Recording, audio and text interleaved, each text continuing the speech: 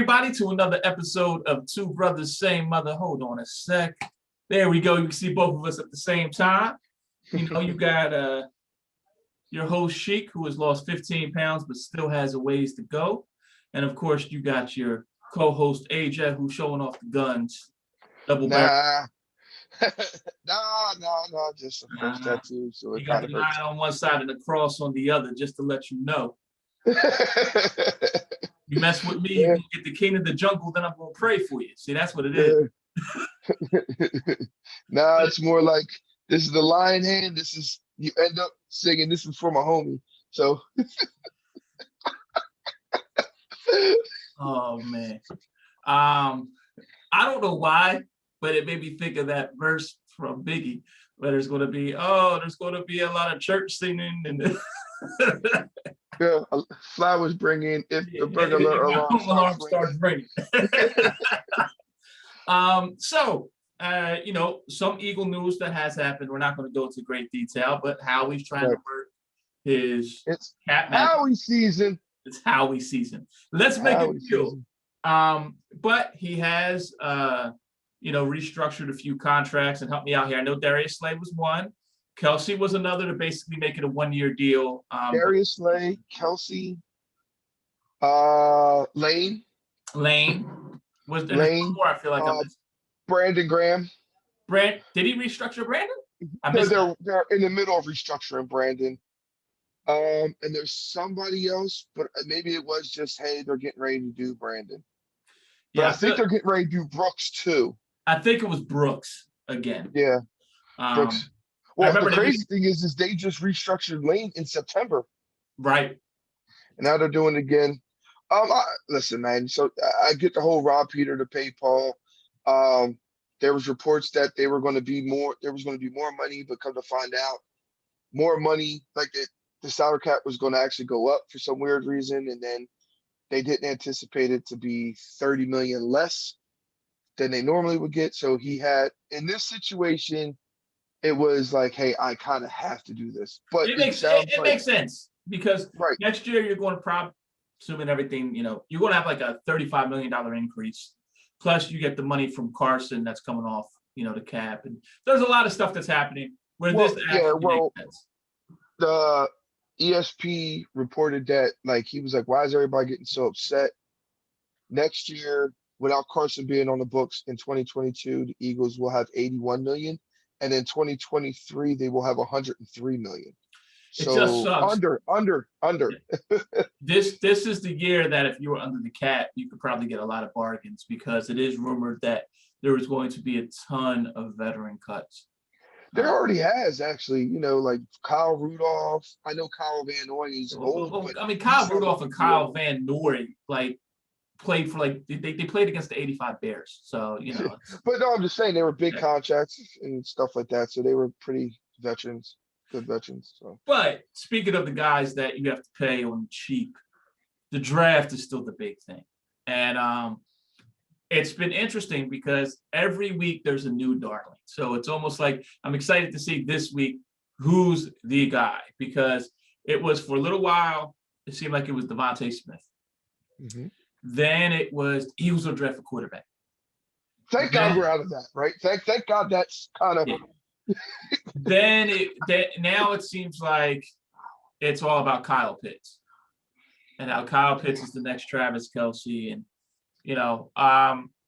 that would be dope. Now here's the one question I have not done research on this. So if you know, great.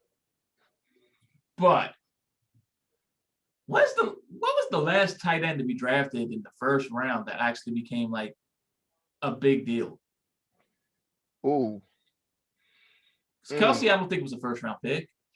And you think about all the tight, whether it was Jimmy Graham or Antonio Gates or Zach Ertz or none of them were first round picks. I can't remember the last first round pick tight end to really be that yeah. good. Because they're valuable, but he's not a traditional tight end. So it's not like he just sits there tight end. Hey, but like he's been moved to the X. He's been lined up in the slot. He's been lined up as a fullback. He's been most tight ends seem to be doing that now. It's just a point. I mean, there's a first time for everything, you Yeah, know. this dude's an athletic freak. He's a freak. I wouldn't be mad. Like once again, I put him in the rank as if I forget the other tackle that is really moving up the board, but there's Penny, and then there's him, and then like I put Kyle Pitts in that. Like I'm gonna be like, all right. Like I'm not gonna be like, yeah. I'll be like, all right. I'm not gonna Right. be And flipping shit. once again, there's so much unknown because of the coach, right? And all his staff. They're what do they call them? They're calling them the frat pack or something like that. The frat pack of coaches because they're all Yeah, over yeah, 40. yeah. But so we'll see. But you have your mock draft. I did not personally do one. I have been paying attention to a lot of stuff, but I don't, just like AJ doesn't. We're not just going to throw names at you. We're actually going to do some simulations and things like that Right. before we come up with our mock draft. And then we're going to do another live mock draft like we did before. That's always fun. So first round pick 6. Who are the Eagles ending up with this time in 2.0? Jamar Chase, wide receiver, LSU. Ooh, okay. Tell me a little Uh, bit about Chase. Chase is about 6'2", took the last season off because of COVID. But honestly, to be honest with you, he is by far the best receiver in this draft. If he would have came out last year, he would have been a top 5 pick. So you know what I mean? He's just a monster. He's a good mixture of size and speed. He's just not one dimensional. You know what I mean? Actually, in my opinion, he's the reason why Justin Jefferson was just considered a slot receiver. And we I was just saw what about to he get to did. that. Jamar Yeah. Chase was so good that it moved Justin Jefferson to the slot. And you saw what Justin Jefferson could do on the field. That should tell you something, okay? It's like back in the day when people were like, yo, you have Thurman Thomas who's so good, but this backup's taking his runs at Oklahoma State. Like, who's his backup? And it happened to be Barry Sanders. Right. You know what I they mean? There was, I think Barry Switzer was like, whatever you do, don't hurt Thurman Thurman Thomas. 'Cause Thomas, the back yeah. is, don't hurt him. And understand, Barry Switzer was coaching at Oklahoma, their main rival. Oklahoma. Yes. Oh man, but yeah, I would love to have Chase. I gotta say, man, there's a lot of picks I would love to have. So I just hope Howie doesn't screw it up. Let's be real. There's probably, if you break it down, like 9, maybe even 10 picks that he could draft to where, in my opinion, some you'd be like I said, all right. Some would you be like, yes, but like literally 8 to 10 picks that you could just be like, all right, I'm cool with that. How can you fuck that up? So let's move to second round. All right, second round. Zaven Collins, outside linebacker, Tulsa. He's about Love 6'3", Collins. 260. I would. It looks like he might go as high as the mid first. He was projected to be a late second when it started. There's no combine. I'm not sure why he's rising up. Listen, man, I am an American Athletic Conference watcher, Temple University grad, so I watch a lot of that. This kid's the real deal. He's all over everywhere. He has been able to guard some of those receivers that you saw coming out of SMU and has been able to really get his nose dirty against Cincinnati, who's nationally ranked. Like, this kid, wherever he goes, he is going to be able to make an impact. I don't know if he will, but he has all the skill set to make an impact immediately. Right. And what were some of your notes on him? Just kind of the same thing, sideline to sideline. Could probably even maybe transition to a Mike linebacker at some point in his career.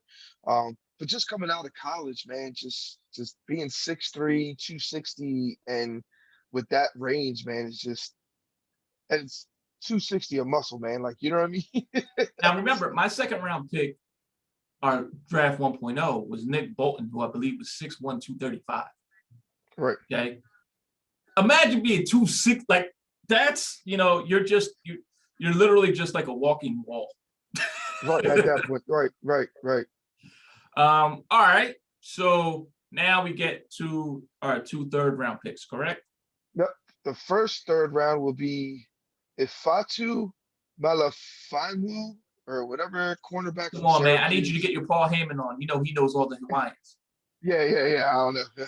It's the tribal chief from Syracuse at corner. Yeah, I mean, he's a tall, lengthy corner.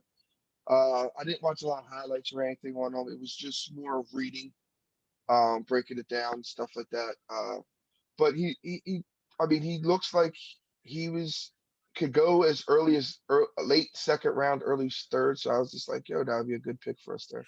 He's a raw talent, very overshadowed because of the fact he played at Syracuse, which anyone who's watched Syracuse this past year, or past 2 years, actually, not the best team. They haven't made a great transition to the ACC, but battle tested. Think about those teams in the ACC and who he's been battling. Your Right. Clemson's, your Florida State. Florida State might be a very bad team, but they have still a ton of athletic talent there. Right. So Florida State's issue is more coaching. But even who he's had to battle in places like Pitt, things like that too. So Yeah, and I definitely think battle one of the tested, reasons- a work in progress, but he's a nice little prospect to have, has the size. Right. Not as raw as our third round pick last year, but he could be something that could develop into. You know what it reminds me of a little bit, not as fast. So a bigger, little slower version of Lito Shepherd. A Maybe, lot yeah. of talent. If you get his mind, not saying he's a head case, but you get him really focused and you get him to kind of just sharpen up his skills, could be a fringe Pro Bowler. Right. And real quick, another thing on him is one of the reasons why he's probably not higher, i.e., other than the project thing, is the simple fact, as you said, Syracuse hasn't been good. So is he just a good dude, just a good player on a really bad team, or is he actually a standout player? So sometimes you kind of get the mix of that. So Yeah, because the other side, I mean, and all over. I mean, you could pass all over Syracuse, but his side didn't seem to get right. a lot of play there. But once again, everybody else sucks. Why go after him? Right. So that's why I was like, take a stab at him in the third round. You know what I mean?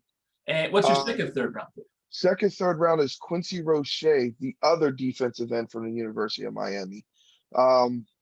He would actually probably be higher, but he got so much thrown at him because everybody was scared to run to the other side at Greg Rousseau that he was having to take on guards and fullbacks and everybody the hell else.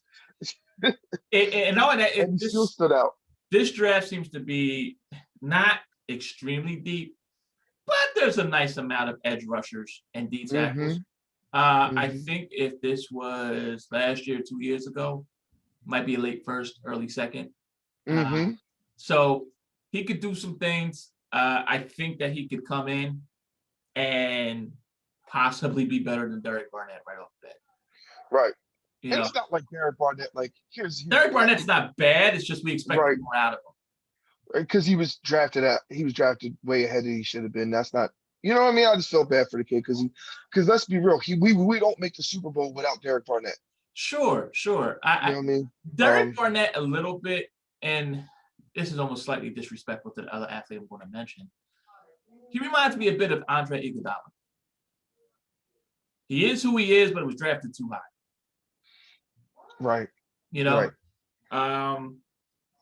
And like I said, Iguodala, I think he was worthy of being a first round pick, but he wasn't supposed to be AI's replacement. No. Yeah, if Derek Barnett was drafted in the second round, it would have been, you know what I mean? Right. And the one thing I don't understand why people, not to get off target here, why people were so upset about the Derek Barnett pick. Look who went after him. I mean, there's not anybody that really went after him that you would have been like, I wish we would have got him instead. Right. I mean, there may be one or two if we really think about it. The second round is really like we would have, but yeah, it's a whole nother show. Yeah. All right. So skip the fourth. Next pick is in the fifth round, correct? Yes, sir. Fifth round. Kind of like the running back you picked last week, kind of like a bowling ball. I think he would be a good running back. the thing is Puka Williams running back out of Kansas. Now, Puka Williams, for people that don't know, Puka Williams would have been probably a second or third round pick. He opted out halfway through the year. Mm-hmm. That's what hurt his draft stock. But he opted out because of the fact that I believe, I know his mom got sick. Might have been cancer or something like that. But it was one of those things where he wanted to be closer to family. Very much a mature man. Very much someone who is all about family. Kansas, awful. They didn't win a game last year. They are 3-18 in the past 2 years. And Puka Williams was still all SEC. So that should tell you something. You know what I mean? Offensive line trash, everything, and he's still getting a buck a game. You know. And I don't know if you saw, Coach Les Miles, apparently, all the stuff that came out about him and how, he was trying to mess around with undergrads. So, even the coaches were trash. Right. And yet, the talent there. It's definitely not a. I forgot his name, and for good reason. The running back that we drafted that stunk. That was supposed to be the next Darren Sproles. Oh, Donnell Pumphrey. Yeah, definitely not a Pumphrey type pick. Puka Williams is going to be pretty decent and very shifty. Yeah. And he's stocky. What's it called was my 17-year-old son is bigger than fucking Donnell Pumphrey. So. To be fair, your son's bigger than me and you too. So this is very true. But neither one of us is trying to be in the NFL. So, so with my second, 5th round pick, I got Kylan. I think it's Ganson, the tight end from SMU. Athletic kid. Once again, I watched a couple highlights. I think he could come in and maybe be a good third tight end. No, nothing really major, especially if we pick up a tight end by a free agency, or we just keep Dick Rod as our second tight end. Yeah, Ganson's he has some athletic ability. He's very similar to Gray from Duke that I mentioned last 2 weeks ago. Except I think that he's a little bit more athletic, a little bit better on balance. I don't know about his blocking ability because SMU runs a lot more spread stuff. Yes. As I said, once again, American Conference was SMU, Houston, and Cincinnati, and everybody else, including Temple. Yes, Temple. Yeah, Temple stunk. Although Temple does have a wide receiver this year that after this year might be in the second, third round. But we'll worry about that next year. Right. My next pick, we draft our first offensive lineman. Once again, so he'll be our 10th offensive lineman on the team. Jimmy Morrissey, center out of Pitt. Stocky guy. He's not athletic. He's more of like old school Hank Fraley kind, but he still can move for a big guy. You know what I mean? Now, what I like about offensive linemen from Pitt and Hank in particular, first and foremost, once again, ACC, we got a lot of battle and stuff, but probably some of the biggest battles that he hasn't dealt with was in practice. Pitt has a very underrated defensive line. Their technique is spot on.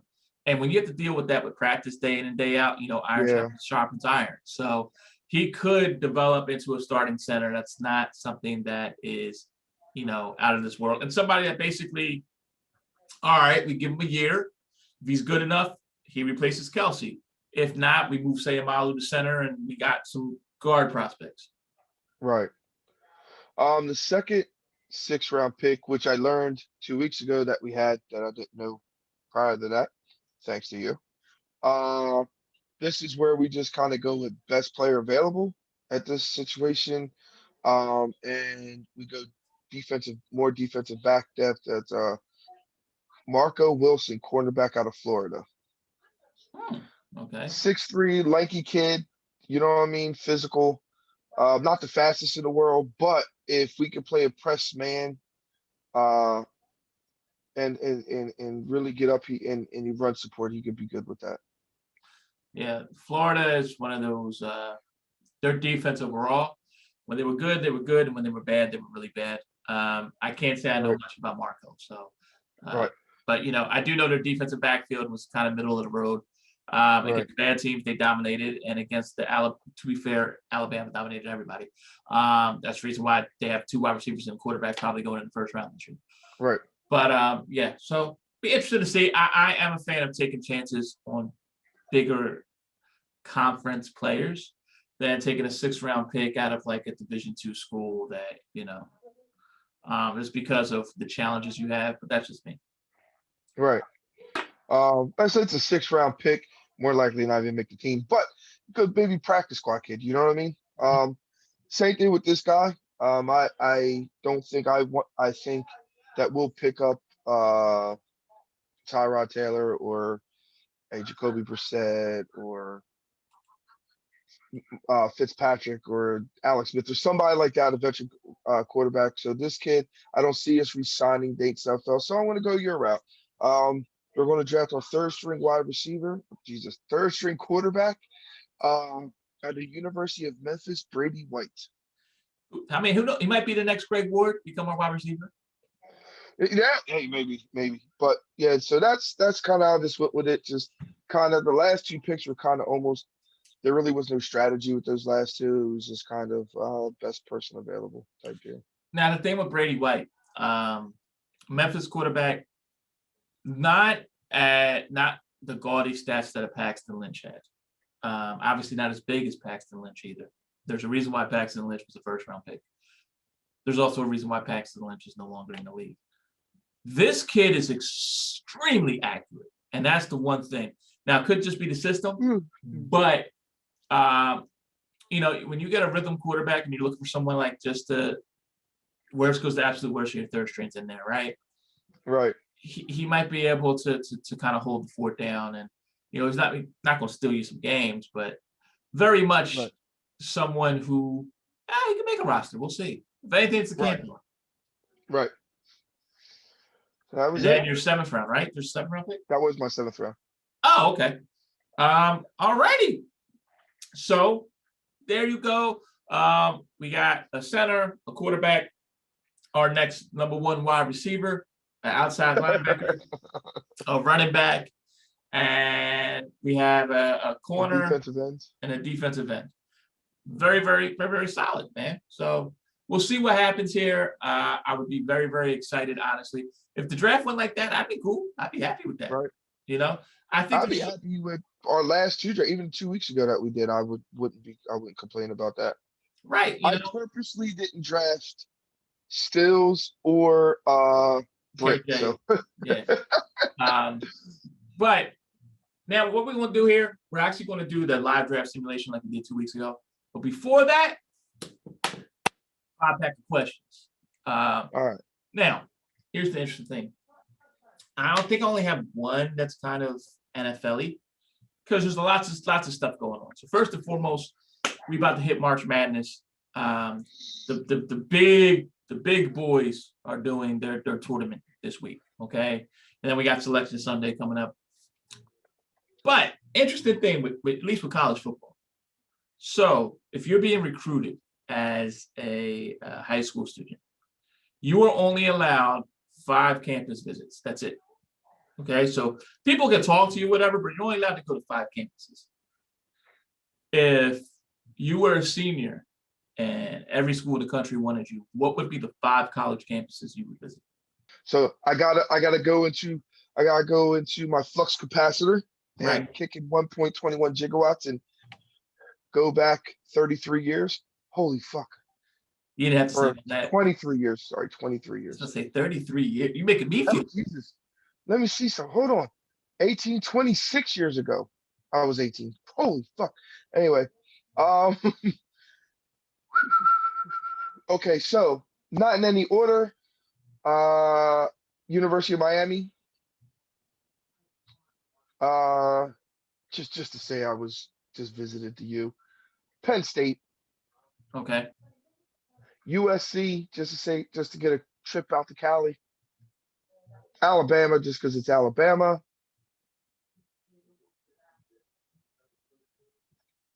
And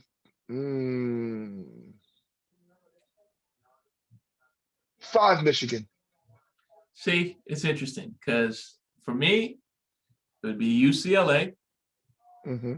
Arizona State, University of Texas, Florida State, and Ole Miss.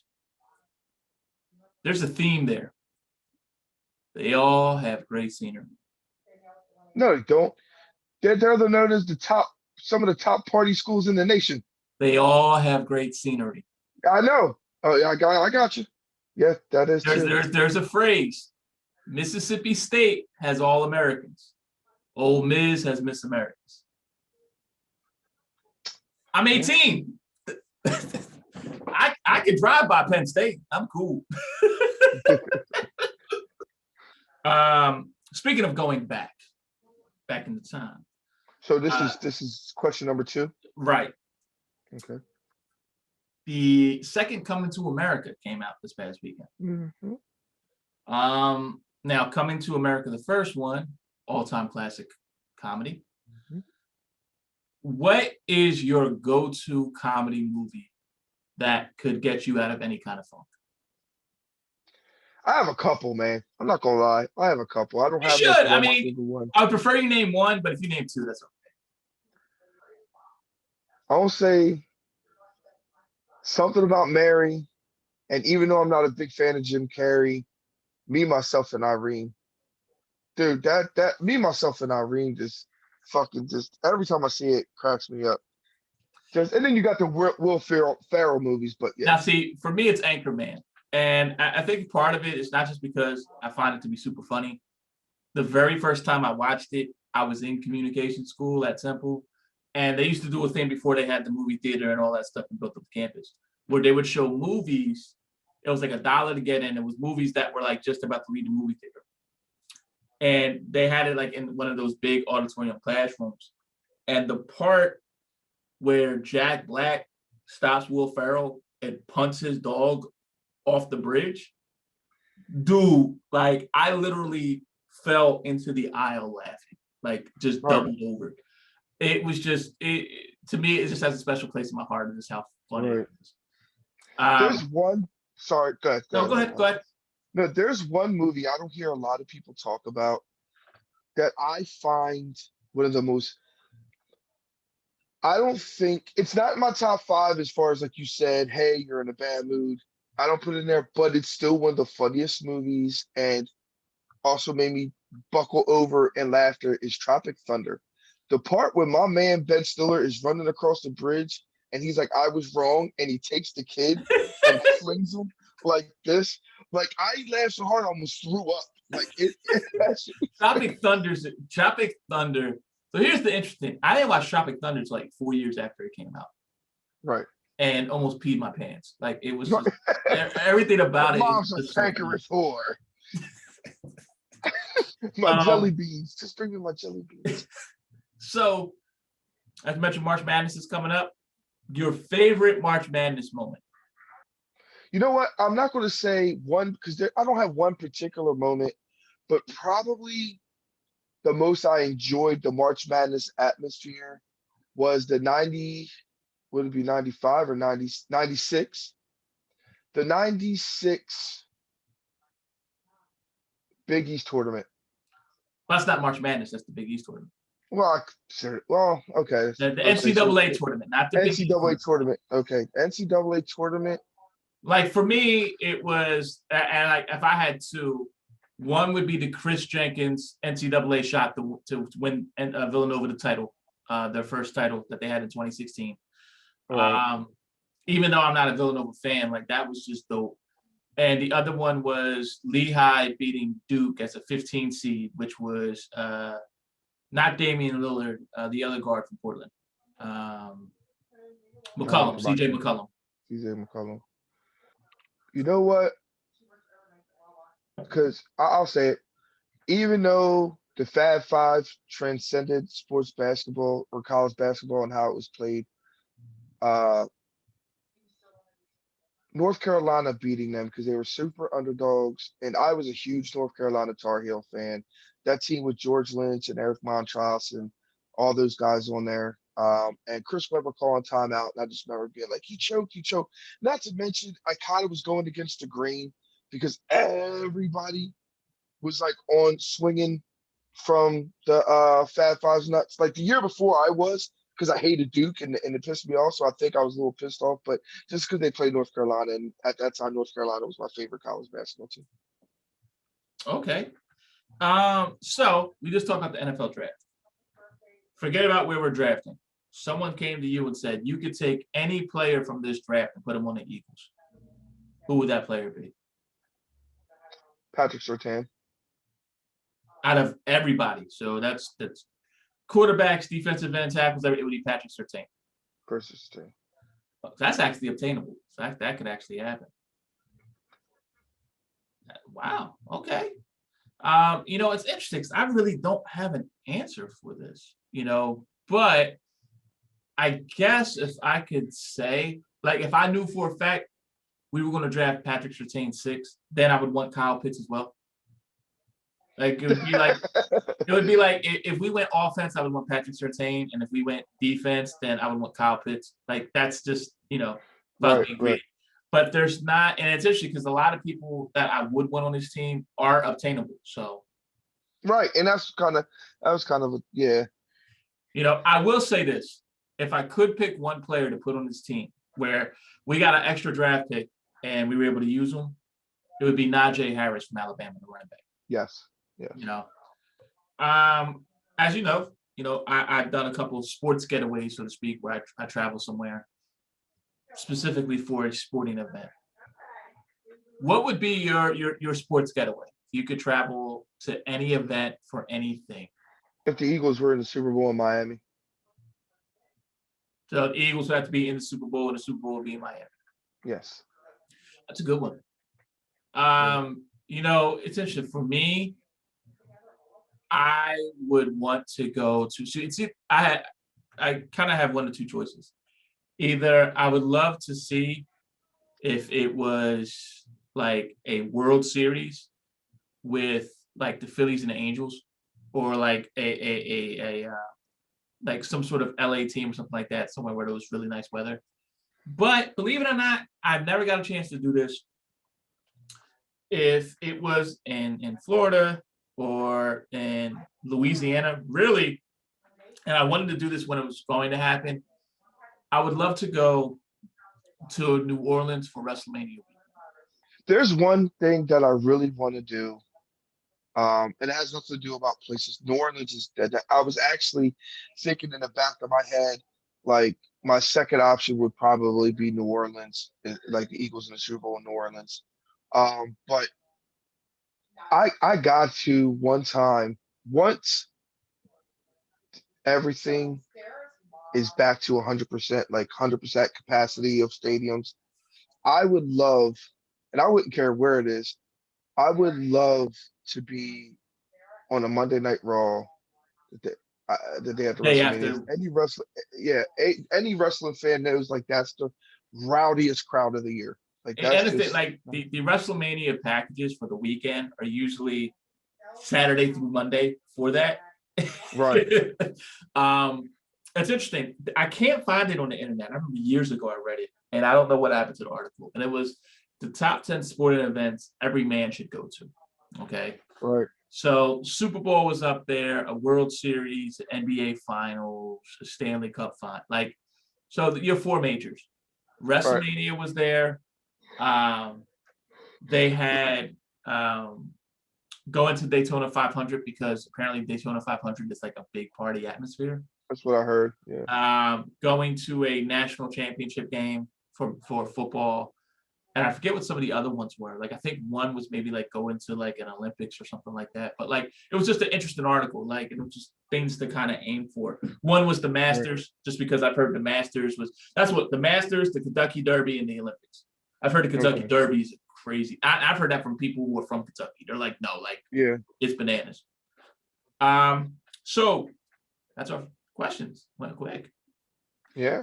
So now it is time for the live draft. The live draft. So let's get our handy dandy screen up. Oh, there it is. And we want to be picking for the Eagles. And let's draft. All right. I forgot about the trades. Let's get that out of here. And we're going to reject that. So we're not going to move from 6 to 20. So right now, what's available? Obviously, we get QBs, but Devontae Smith, Kyle Pitts, Caleb Farley, Michael Parsons, Patrick Surtain. Snaps Patrick Surtain, bro. All right. Oh, wow. Trey Lance went to the Raiders. Mac Jones went to the Steelers. I can see that, especially with Big Ben coming back for another year. And then the Jaguars drafted Terrence Marshall. No, we're not going to trade our second pick for the third rounder. No. So, okay. We got here Travis Etienne, a running back who's really decent. Zavion Collins, or Zavin Collins, that linebacker from Tulsa. Let's see what else we got here. Safety from TCU, Owa from Penn State, Campbell. Any wide receivers there? Top wide receivers, Rondell Moore from Purdue, who's a big guy. Amari Rogers is pretty decent. St. Brown's okay, but I'm not high on him. Honestly, I would suggest taking the linebacker. That's just the way your mock draft had it. Yeah. Well, the one mock draft I had when I had Patrick Surtain, we took the other wide receiver from LSU, Terrence Williams. I think He went to the Jaguars. Terrence Marshall. Sorry, Terrence Marshall, not Terrence Williams. Yeah, he went to the Jaguars. 71. No. Okay. So right now we have available Dickerson, who's the center for Alabama. Dylan Moses, the linebacker from Alabama. Another linebacker, Michael Carter, who was the other running back from North Carolina. Yeah, go after Amari Rogers. All right. So I think it's still a third round is way too early for a running back, I think. Never mind. With our first third round, sorry. I know what you meant. Our second, third round is almost like a fourth rounder because we don't have a fourth round pick. So that's kind of how I looked at it. Okay, so up here we still have Dylan. We did draft a linebacker. Michael Carter is still there as running back. Yeah, go ahead, get that Michael Carter. Go ahead, get Michael Carter. Okay. There we are. Darius Williams. Oh, he just went because I said his damn name. Okay. Pick 151 and next year 7th for 160 and 200. Nah, I don't know draft because if it was going faster, I would, but So Chuba Hubbard is still there. David Moore is the guard from Grambling State. We took him in the last one. Let's see. Edge rusher from Notre Dame, Hayes. oh yeah, we just took a running back in that too. Kalen Hill. Darius Stills is still there. Our buddy Darius Stills. Go ahead, go get our boy Stills. Go get our boy Stills. Go get big boy Stills. Yo, no matter what team he goes to, man, I want to follow his. Right. I think we should take this, move 2 picks down, we get an extra pick. All right, fine, go ahead. All right. Let's see here. We still got that corner from Stanford.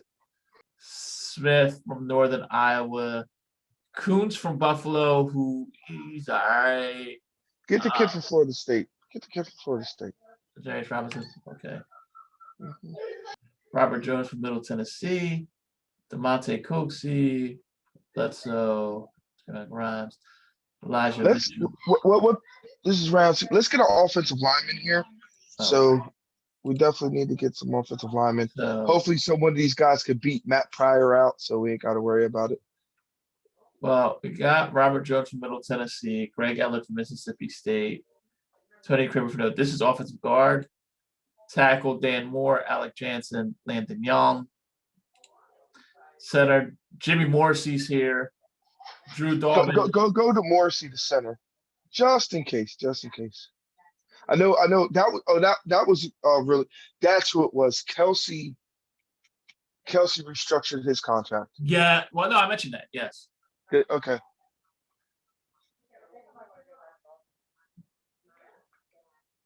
I'll tell you what, if for some reason they bring back Jason Peters, I'm gonna lose my shit.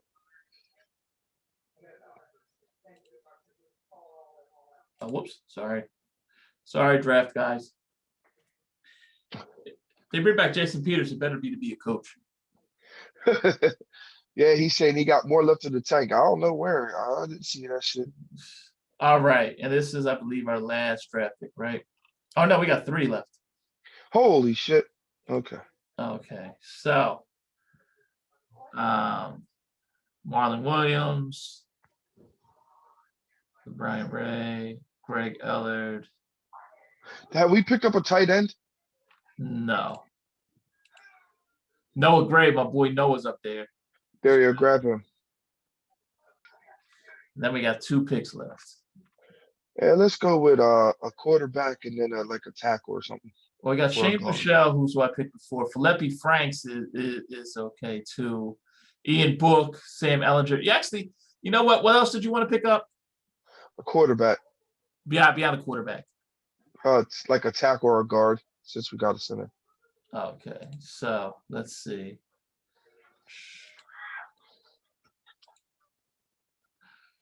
It looks like Cyrus from Fresno State is the best one available, Mm.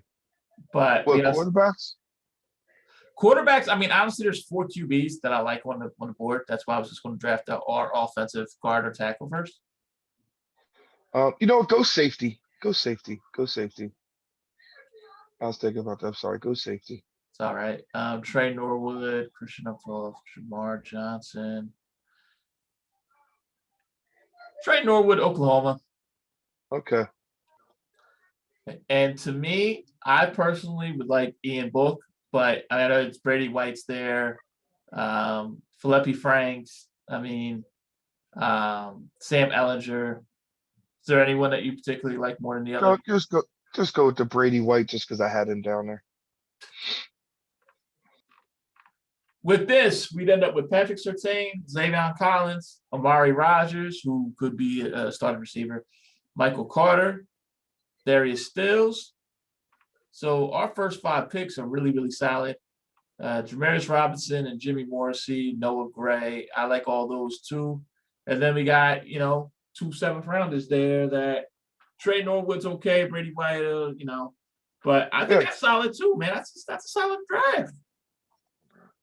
But that's our show. We ended on a positive note every week. Right. Uh, Go Birds. hey, one more thing though, because you mentioned it before we started recording. Your T-shirt. Yes. I don't know if you guys have noticed last few weeks, I wear old Philly retro shit. JFK Stadium out of Philadelphia. Tell us a little about JFK, because JFK Stadium, I think it shut down in like 88, got tore down in like 90, 91, something like that. Mike from Mayfair can remember this. It's where before they did it at the Civic Center, they used to do the Montrose trucks there. Evil Knievel and Rodney Knievel, they would have like the stunt shows and all that stuff there, demolition derby. So we would go there. So it was actually pretty cool. Now the vet was still there too, correct? Because the vet got built Yes. in the 70s. JFK was so big; it was also where Live Aid was in the 80s. But my understanding that JFK was so big, you could see like almost like it was some ridiculous amount, like 100,000 people or something like that. Yeah, it was. I just remember, man. And then it had like the bleacher style seating. But I remember our grandparents used to take me and Mike there all the time, and my friend Juan, RIP. There was times it was us 3, or sometimes it was just me and Mike. So we used to sit there and watch the stunt shows and stuff. And as a little kid, man, that shit was dope. Like watching a motorcycle fly through a flaming thing. And then Let's be honest, even as an adult, it's still kind of cool. I don't know if I can sit through 3 hours of it, but it's still. Right. Right. Look, there's been a couple of New Year's where I've been out and about, and I stopped right after after midnight and stuff to watch whatever stunt show they were doing on New Year's, to That's the Right. big thing now. Red Bull does some sort of stunt show, right after New Year's. Uh, Okay. Now they might have been more enjoyable because I was 12 gin and tonics in, but they were still fun. Right. Right. But all right, yo, I will see y'all next week. Listen, we are going to update you within the next week or so, as far as where exactly we're going to do our live kind of draft for the very first round. I'm working out a few things because Facebook Live only does things with mobile. We might do it kind of on a Zoom thing, or might do something like kind of like on Twitch TV. There is also now an option with Sling where they have watch party. So bottom line is this: go to our Facebook page, sign up for it. We'll keep you with updates. So that way you can watch the draft with us. Yeah. And once again, watch if I completely have a full-blown meltdown if we draft. Let me explain something to you. The Eagles traded up to like the second pick to draft the QB. Yo, we might not do the show for a couple weeks because Facebook will ban us for all the cursing. Yeah. Or if we draft a guard from Appalachian State. We draft a guard from Appalachian State. Let me say something to you. The next show would be a collection. It would be a GoFundMe to get me out of jail. So Yes, I will me drive to too. wherever I have to go, punch Howie right in his mouth. Yes. Absolutely. The first show will be done from municipal court in fucking Citizen. We're laughing now, but I'm not kidding. Me either. You just see they did what? You just see AJ grab his keys. I'll be there in 45 minutes. 45. I'll be there at 20. All right, y'all. Have a good week. Stay safe. Peace.